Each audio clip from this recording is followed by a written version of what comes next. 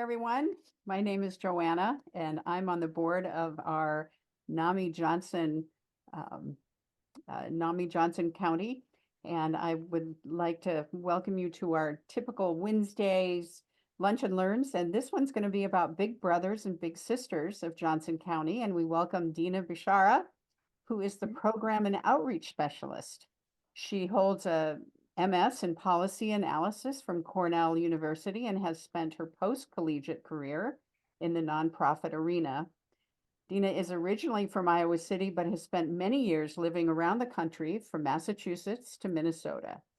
She's also spent many years advocating on behalf of autistic children and also students with mental health challenges and other disabilities in the Iowa City Community School District. Welcome, Dina. Well, thank you so much for having me. I was so happy to be invited. That's a very lovely interview. And I'll also add just some of my connection with, further my connection with mental health and mental illness. I have an older sister who is actually currently in psych at the university. She has serious bipolar disorder, and then unfortunately some co-occurring substance abuse issues off and on. So I have a lot of experience as far as that goes. And I always say there is literally nothing you could tell me that would surprise me about pretty much anything, because we've seen almost all of it. I'm also, very passionate about mental health in general, because as mentioned, I work a lot with in the autism community. I have an autistic son. He's God, I guess he just turned 16. But mental health is a hugely overlapping condition with autism spectrum disorders. So the rates that autistic people are going to experience all sorts of mental illness, depression, anxiety, in addition to trauma and abuse, is much higher than the average population. And also they're much more likely to attempt and complete suicide than the average population. So I'm especially, passionate about bringing awareness to the mental health needs of the autism community. Okay, here we are. This is our executive director. Sometimes she joins me on these presentations. Not today, but just so you know, her name is Dina Thurnis, and she's been with us for, I think close to a decade now. Here's our small but mighty staff. We have one more that's not represented here. So I think that brings us up to 8, 9. We're a staff of 9. So NAMI, I know, can relate to having a small staff. And so a big development we've had recently is that for, 47 years, Big Brothers, Big Sisters of Johnson County has been a program of Iowa State Extension and Outreach. We were a youth development program here at the Johnson County Extension. It's a long and sordid story, but the bottom line is that we found out that last October that they wanted to sever the relationship with Big Brothers, Big Sisters of Johnson County. And we had until December 31st to, that was going to be official as of December 31st. So as of January 1st, we had to be a standalone organization, no longer a program of Johnson County Extension. So the good news is we made it happen, and we're still here. We're still able to be in the extension building here on the county fairgrounds. So that shouldn't change until the year 2031. But it was definitely a rough a few months for us to make that transition, and a very expensive transition it was. So this is just a quote I love to share with folks. It says, after decades of forming hypotheses, conducting surveys, crafting and rewriting definitions, and analyzing data and writing journal articles, the Search Institute researchers and practitioners have arrived at a surprisingly simple conclusion that nothing has more impact in the life of a child than positive relationships. And that's what we're about here. And I also like to point out all these photographs are real life matches that are either current or past here, local kids and local volunteers. And I keep doing that. Let's try again. All right, so just a little overview of what we do as an agency. Obviously, our primary work is in the creating, nurturing, and supporting matches. And a match is that's the volunteer mentor, and the little. And the little is a young person in our community whose parents or guardian thinks they would benefit from another positive relationship with an adult. I'll go into the different programs we have a little bit later. Of course, we also do a lot of resource and referral. We work really closely with all the families in our program. We have maybe about close to 200 families now in our different programs. And the great thing is that we're in monthly contact with them for the first year of the mentoring relationship. So that means we're very available to them when families need help finding resources. And then we also organize monthly events for our matches to enjoy together. So just this month, last night, we had a STEM event at the Department of Biology at the University of Iowa, where they were taking samples of cheek cells and doing cheek microscopy with the microscopes. And then they got to study the behavior of hissing cockroaches. And then just this past Saturday, we had an event with Burr Oak Land Trust, if you're familiar with them, at their Turkey Creek Preserve location, where we got to learn a little bit about foraging. We got to make paint out of wildflowers we collected and do some art, and made charcoal sticks out of grapevines. So those are just a couple examples of the kinds of events we organize for our bigs and littles to do together. And then we have also provided direct assistance at times, especially through backpack and school supply distributions. During the pandemic, we would deliver food from the food pantries to our families who couldn't get there, attending meetings and helping with translations at times as well. So a little bit about our programs. So we have 2 after-school programs, one at North Central Junior High. Well, that'll be middle school next year, and one at Solon Middle School. And that's what we call a group mentoring situation, where there might be 2, 3, 4 mentors in addition to 2 of our staff people, and then the group of kids. So people aren't necessarily matched up one-on-one, but there's just those extra adults to be working closely with kids and meeting needs where they find them. And we have school-based programs.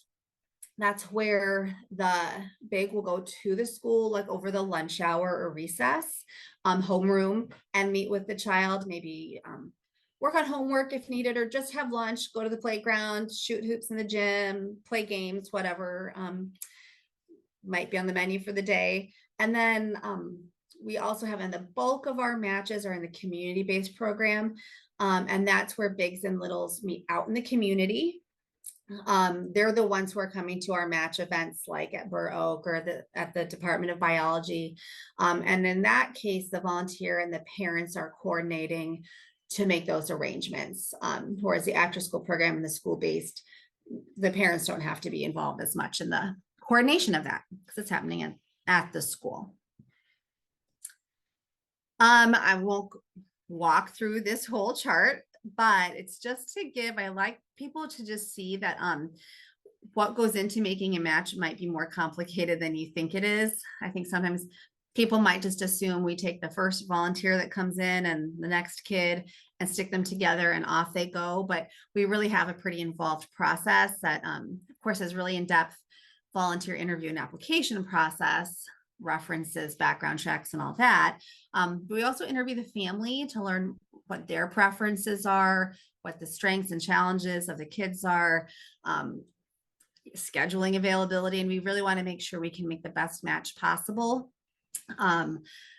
based on that information. And then once the match is made, a really important part of our model is that is our mentoring specialists. That's the bulk of our staff here, what we call mentoring specialists. And they're the ones who are going to be in monthly contact with the bigs, the littles, and the parents and guardians, just to make sure things are going well, troubleshoot if anything comes up, check in, make sure everyone's feeling happy and safe. And so that's pretty labor intensive on our part, but it's just a really important part of keeping everyone safe and happy. Why Big Brothers Big Sisters? I have these little note cards. where I've written down things I've heard from actual parents or grandparents who have called, who are wanting to get their kids involved, why they're interested in Big Brothers, Big Sisters. So, for instance, my granddaughter is really struggling with her self-esteem. It's hard for her to make friends and she has body image issues. I hope having a big sister could help her with these things. Also, we are new to this country from Sudan. We want our children to learn more about this country and have wonderful role models. Here's another mom who said, I have 3 amazing, curious, fun children. I'm very protective of them. So they come straight home from school every day. We don't have family around here and their dad is in prison. They would love to have big brothers and sisters to get them out exploring in the community and doing new things. The last one I'll read is, my daughter has been diagnosed with anxiety and depression. She's 11 years old. She's the oldest of 5 kids. So we just feel like she would really benefit from a big sister to spend time with. So that's just a few little examples of what's bringing parents and guardians to us. And I guess on that note, I'll mention that we don't have to recruit kids. They come to us. We have a wait list right now of probably 50 kids who haven't even gotten to that interview process yet. And then maybe another 20 or 30 kids who have been interviewed, but then are waiting for the right match to come in. And of course, we have many more boys than girls waiting, unfortunately, because we have many more female volunteers come in than we have male volunteers come in. This is Joanna. I was just wondering, all these people who are coming and asking, how do they learn about you? Is it in schools and different agencies that they're encountering in town? Yeah, good question. A lot of it's just word of mouth, other families. So that makes us feel happy. People in their apartment building or their neighbors. A lot of the times it's like, especially with girls, we will see they might have a big sister and they'll tell their friends about it and the fun things they're doing with their big sister. And then those friends feel like they would like to have something like that too. So then they tell their parents, so-and-so has a big sister. I want a big sister. And then sometimes, yes, the schools will, maybe recommend that. But I'd say it's almost all just word of mouth from parent and family networks. And sometimes people ask me, and this is actually, I've seen this where it's the case in a couple communities. Are the parents forced to do this? And so, no, not at all. But I have seen cases where, as part of like juvenile criminal adjudication or whatever, part of the terms are you have to get a mentor from big brothers, big sisters, but no, nothing like that. So just voluntary word of mouth. Thank you for the question. So yeah, this mom says, my daughter not only adores her big sister, but she's begun expressing to me that she sees her as someone she can confide in. I know that her big sister has given her some good support around social tensions at school. Sunday evening, they ate pancheros and carved pumpkins together. Afterward, I texted her big sister to say that my daughter always comes home from her time with her happier and more confident. And it's amazing to witness the power of the Big Brothers Big Sisters program. It really has been a lifeline for my daughter in regards to her mental health. Just another quote I like to share from the U.S. Surgeon General's advisory on protecting youth mental health. They recommend implementing evidence-based programs that promote healthy development, support children, youth, and their families, and increase their resilience. And examples include youth enrichment programs, and they specifically mention mentoring in that document. Also, the CDC has a comprehensive technical package for the prevention of youth violence and associated risk behaviors. And they also highlight mentoring and after-school programs as an approach to connecting youth to caring adults and activities. And you can see on your screen, I'm assuming it's on your far left too, the woman wearing the potential t-shirt. That's Nora Garda. She's a longtime big sister, but she's retired and now she's come to work for us. So that's really cool. We have actually 2 bigs who are retired who are working with us right now. Dina, another question. Yeah, please. Oldest big sister or big brother? Who's your oldest? I mean, what's the age? I think 70 something, Wow. I would say. And if the one I'm thinking of, don't quote me on his age, but I'm pretty sure because he's been retired for a few years now. And he's so active with his little, he's gotten his little into mountain biking. And now the little is actually one of the best mountain bikers in his age group in Iowa. They work on Habitat for Humanity houses together. So yeah, people, I spoke to a group recently that was asking about that. And, we don't limit by age. It's really just about being able to keep up with the kids. That's what we care about. Now, sometimes parents have ideas about which age range they would like for for their child, because we do ask that. And sometimes people can be pretty limited in what they think is the ideal age. For instance, I would be ruled out a lot of the time if people restrict. So sometimes we have to remind people that just because someone is over 30 doesn't mean that they're all washed up.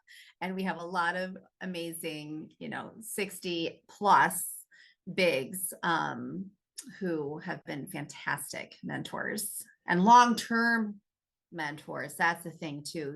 We have wonderful young mentors, college students, medical students, but they might be here a year or two, even a few years. But some of our longest term relationships are with those retirees.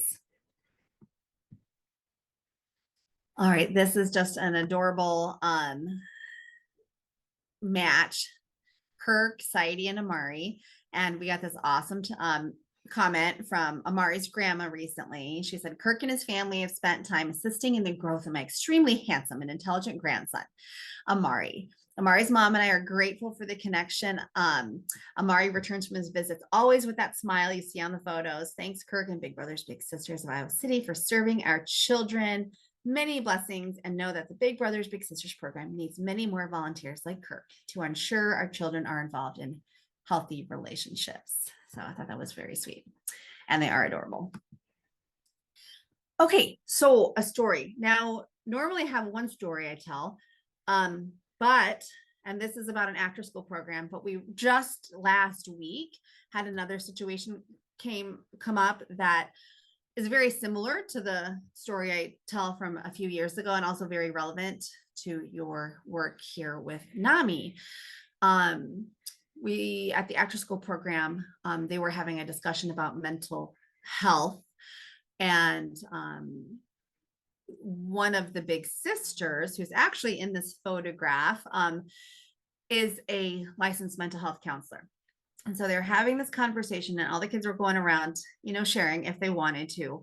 And one of the children in our program shared that they had suicidal feelings and that they thought about killing themselves. And, were very depressed, which we knew there were some mental health concerns already. And this is a child who's been quite quiet in the group. So for her to share that with the group, A, was incredibly brave. B, obviously it was her wanting to connect and wanting help with this situation. And the wonderful thing is that they were able to kind of mobilize right away. They took a bunch of the kids out into the hall who wanted to continue discussion. They were able to sit down with this young person and the licensed mental health counselor who was there, talk about it further, do some of that mental health first aid. And then our staff was able to call mom, talk this through, of course, talk to our executive director, just to make sure everybody was aware of what was going on. And this child is seeing a therapist, so it's not that they're not receiving any services, but it was just a really good example of how, in the right circumstances, kids can open up and let people know they need help. And then we can put the right resources in position to do our best to help.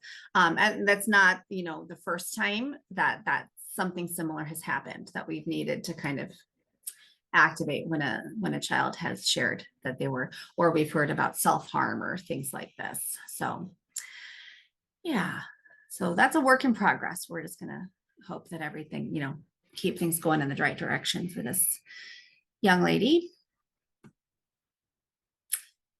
All right, so we just believe that every child deserves a healthy and robust village to support their development and defend their potential. And not every kid is lucky enough. They might have a parent or two at home, but they might not have that extended family. They might not have that extended friend group. They might not have friends at school. They might be dealing with some significant mental health issues.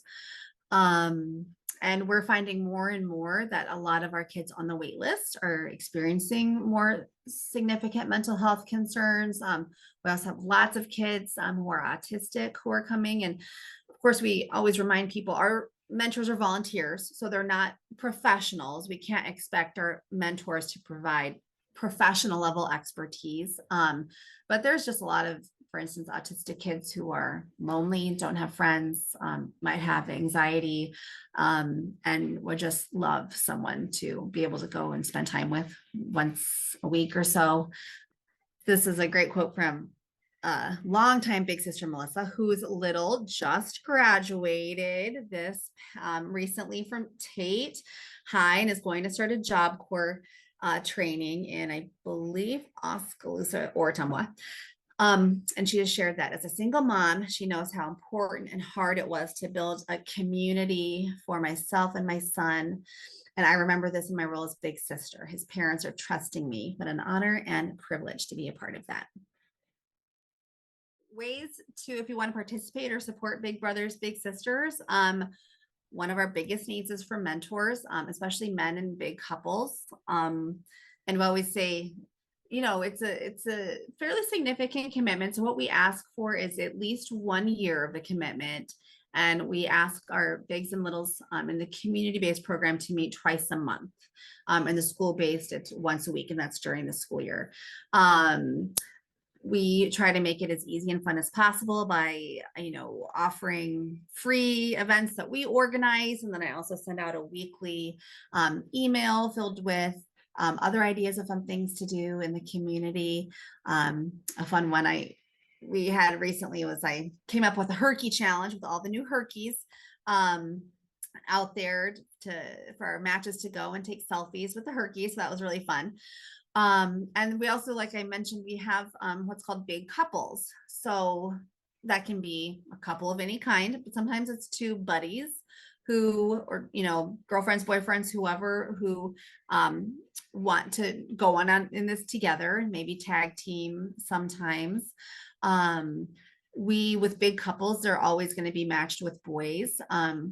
Now, boys who are younger than 10, we do give the option of being matched with the big sister if they would like, and if that's okay with the family, that's an option, and they're going to wait a lot less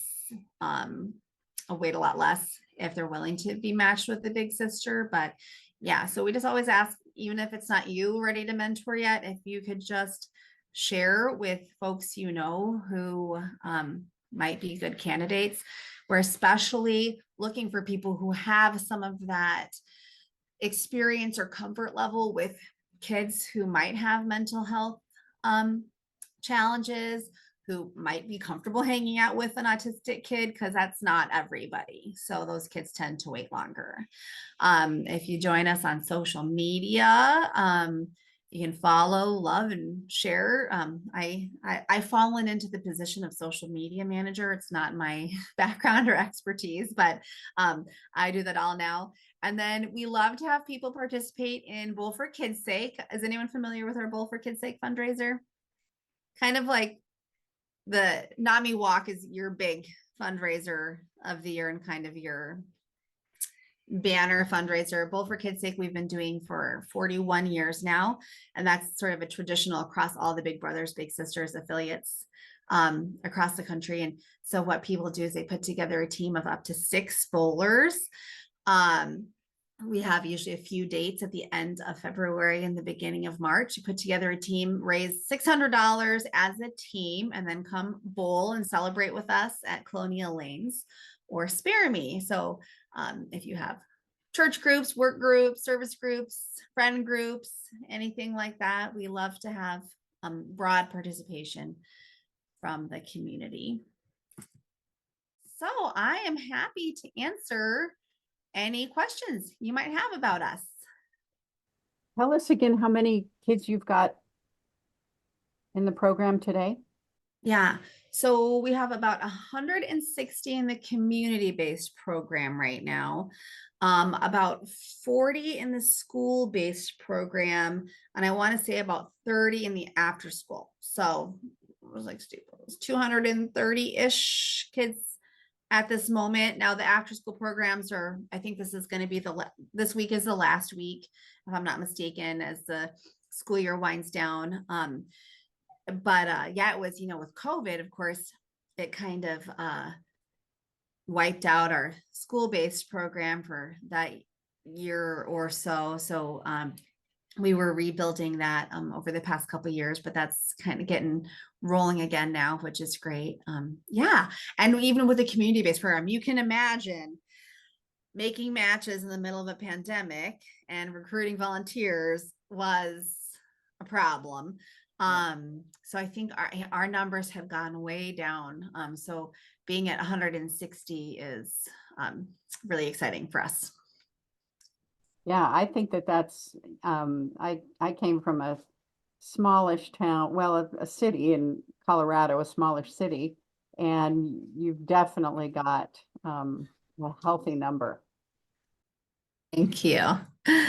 Yeah, we're happy. Roberto and Melissa met when Roberto was in junior high at Southeast Junior High. And Big Brothers Big Sisters had a partnership. We worked with a school district to find mentors, and we call them in-school mentors. So somebody who could come to school and just at that level could be a coach, like somebody who, not necessarily tutoring, but just kind of help the kids negotiate junior high. So we became matched when he was in junior high. He's a junior in high school now. I could tell you 100 things that are Roberto to me, but I would say he's so kind. He's so respectful of adults. He loves his family. She taught me a valuable lesson that sometimes family doesn't have to be blood related. It doesn't have to be blood related. So what I learned is that Miss M, for me, she's an adult that I look up to a lot. She is very kind, respectful, and most of all, funny. Now that I've known her for this long, I count her as family as well. It's an honor.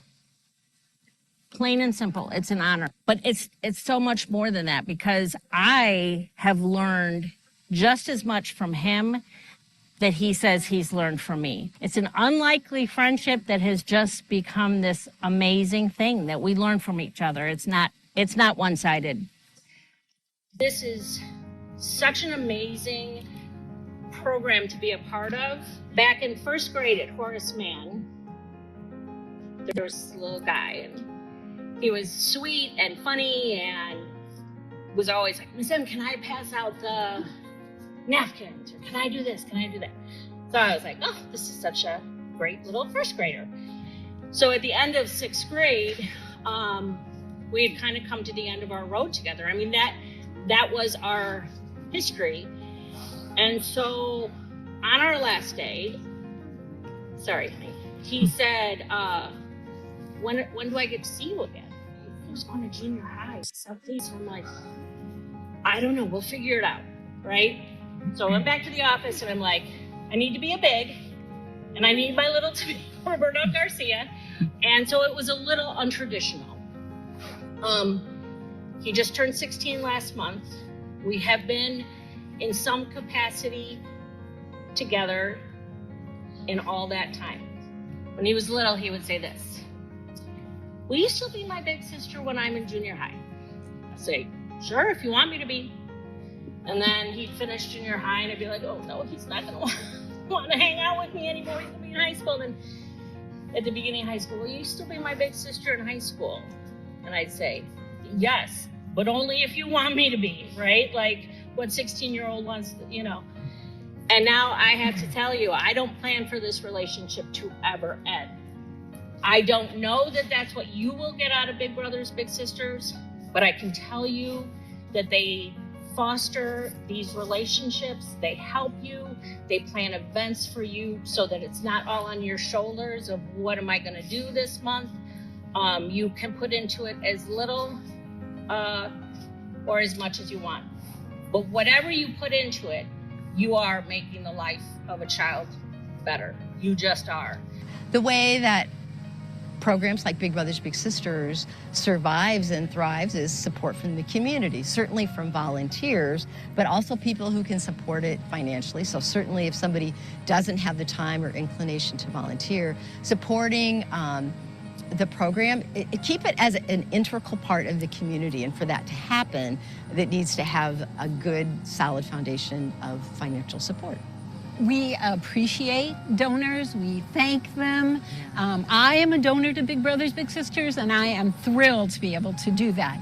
And so I encourage others to. And easy to do. Easy to do. They have a website, it's Big Brothers Big Sisters of Johnson County, so BBBSJC.org. You can make a donation online. The phone number's there. I'm sure you can email. There's a contact person there. You just want to ask some questions about how to become involved, and maybe what the program needs the most. So. I think oftentimes donors, people in the community, think they want to invest in new things. And I'm an advocate of investing in things that are sound, that have been tested, that you can talk to people in the community who have participated in.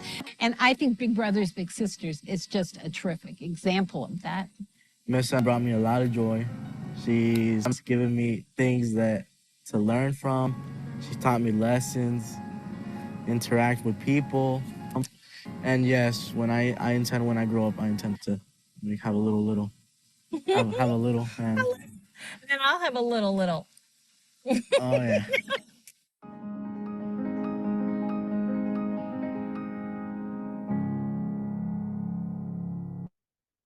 That was wonderful. I'm so glad we got to see that. Me too. Every time, right?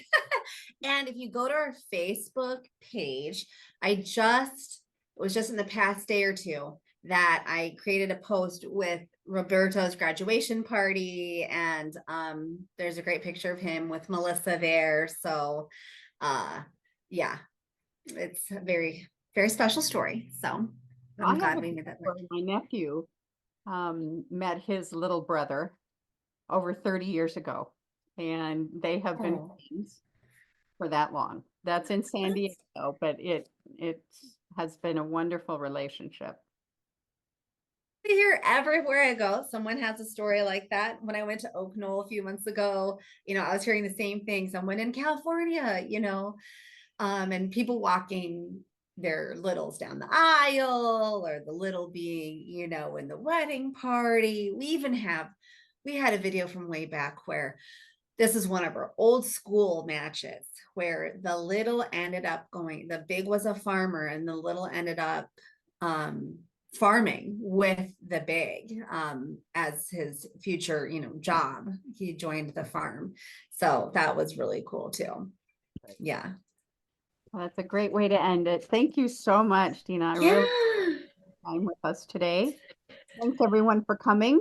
Next month, we'll have another Lunch and Learn on the third Wednesday, and we're going to be hearing from a University of Iowa brain science professor who's going to tell us about borderline personality disorder and DBT. So it's going to be a really fascinating topic.